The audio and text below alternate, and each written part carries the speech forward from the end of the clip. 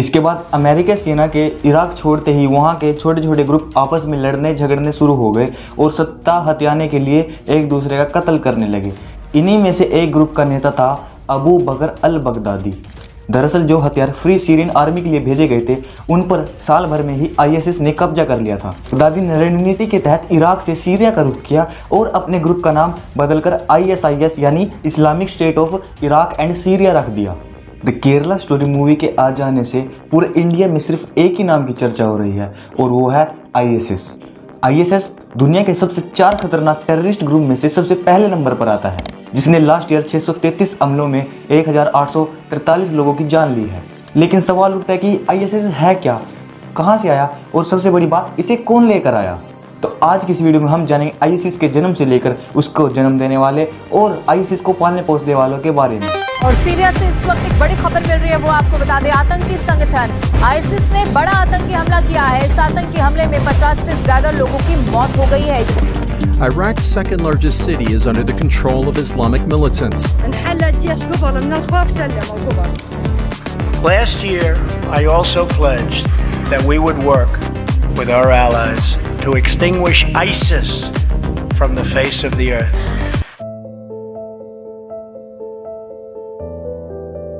ISIS का मतलब होता है Islamic state of Iraq and Syria, जिसको कई नामों से जाना जाता है जैसे आईएस और आईसिस। ये टाइम चेंज होते रहते हैं। आईसिस मिडिल एशिया का सबसे खतरनाक टेररिस्ट ग्रुप है जिसकी चाह पूरी दुनिया में इस्लाम का पर्चा लहराना है। अमेरिका एक लंबी लड़ाई के बाद इराक को सद्दाम हुसैन के तानाशाह से 2003 में आज़ाद करा चुका था। हालांकि इराक को सद्दाम हुसैन की तानाशाही से आज़ाद होने के लिए बर्बाद होकर कीमत चुकानी पड़ी, क्योंकि अमेरिका के हमले में इराक की कई सारी बिल्डिंग्स खंडर हो चुकी थी, हज़ारों लोगों की मौत हो चुकी थी, अर्थव्यवस्था का नाश हो चुका था। सद्दाम हुसैन को इराकी कोर्ट ने 5 नवंबर 2006 को मानवता का दोषी करार देते हुए सजाए मौत का फैसला सुनाया। सद्दाम हुसैन को 30 दिसंबर 2006 को फांसी दे दी गई। इसके बाद अमेरिकी सेना के इराक छोड़ते ही वहाँ के छोटे छोटे ग्रुप आपस में लड़ने झगड़ने शुरू हो गए और सत्ता हथियाने के लिए एक दूसरे का कत्ल करने लगे। इन्हीं में से एक ग्रुप का नेता था अबू बकर अल बगदादी। तब वह अल कायदा इराक का चीफ हुआ करता था। उसने 2006 से ही इराक में अपनी ज़मीन को तैयार करना शुरू कर दिया था। अमेरिकी सेना जब 2011 में वापस लौटी तब बगदादी ने इराक पर कब्जा करने के लिए वहां पर युद्ध छेड़ दिया। उसने अपने ग्रुप का नाम अल कायदा से बदलकर आईएसआई यानी इस्लामिक स्टेट ऑफ इराक रख दिया। बगदादी के साथ तब तक हजारों लड़ाके लोग जुड़ चुके थे। उसने इराक की सेना के कमांडर्स और सोल्जर्स को भी अपने साथ मिला लिया था।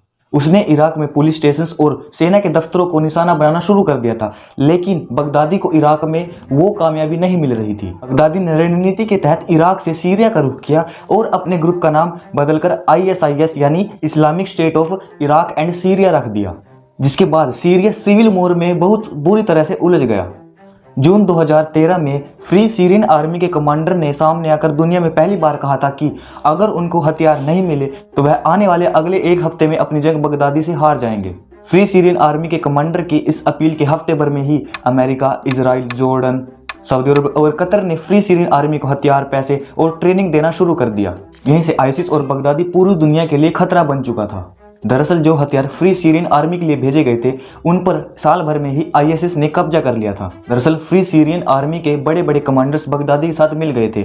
एक तरह से आईएसआईएस ने फ्री सीरियन आर्मी के कमांडर्स के साथ मिलकर पूरी दुनिया के बड़े बड़े देशों को धोखा दिया था और सीरिया और इराक के एक बहुत बड़े हिस्से पर कब्जा कर लिया था। जाने अनजाने में आईएसआईएस के जन्म के पीछे कहीं ना कहीं अमेरिका का हाथ रहा है, ठीक वैसे ही जैसे अल कायदा और ओसामा बिन लादेन का जन्म हुआ था अमेरिका की वजह से। जैसे 1980 में इराक के खिलाफ यूज होने वाले केमिकल वेपन को देकर अमेरिका ने सद्दाम को सद्दाम हुसैन बनाया था, ठीक वैसे ही सीरिया के फ्रीडम फाइटर्स को अमेरिका ने ट्रेनिंग और हथियार दिए थे और बाद में वही फ्रीडम फाइटर्स आईएसआईएस के लिए लड़ रहे हैं। अब तक आईएसआईएस जो है सीरिया और इराक के काफ़ी बड़े हिस्से पर कब्जा कर चुका है। इन दोनों देशों में इनके कई पॉपुलर शहर भी शामिल हैं। जून 2014 से आईसिस ने सीरिया और इराक में जो कहर बरपाना शुरू किया था वो अब भी जारी है। आईसिस के आतंकवादी सीरिया और इराक के कई इंपॉर्टेंट शहरों पर अपना कब्जा कर चुके हैं और वहां पर अपनी सरकार भी चला रहे हैं। दुनिया के सबसे बड़े आतंकी संगठन आईसिस के राजा अबू बकर अल बगदादी 26 अक्टूबर 2019 को अमेरिका के द्वारा किए गए एक ऑपरेशन में मारा गया था।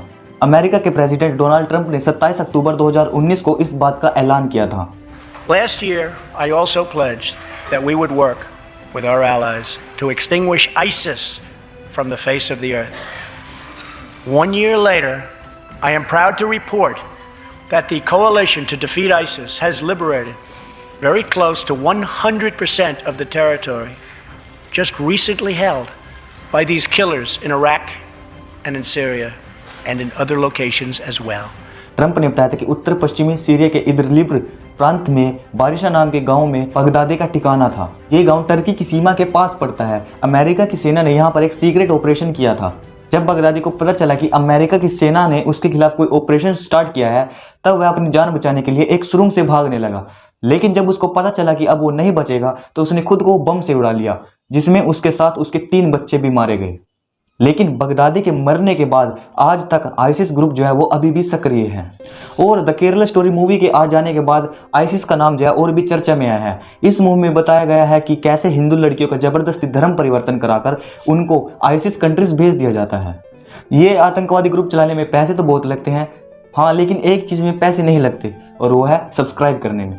तो प्लीज़ हमारे चैनल को सब्सक्राइब कीजिए ताकि हम ग्रो कर सके और हमें कुछ सपोर्ट मिल सके। तब तक के लिए मिलते हैं नेक्स्ट वीडियो में।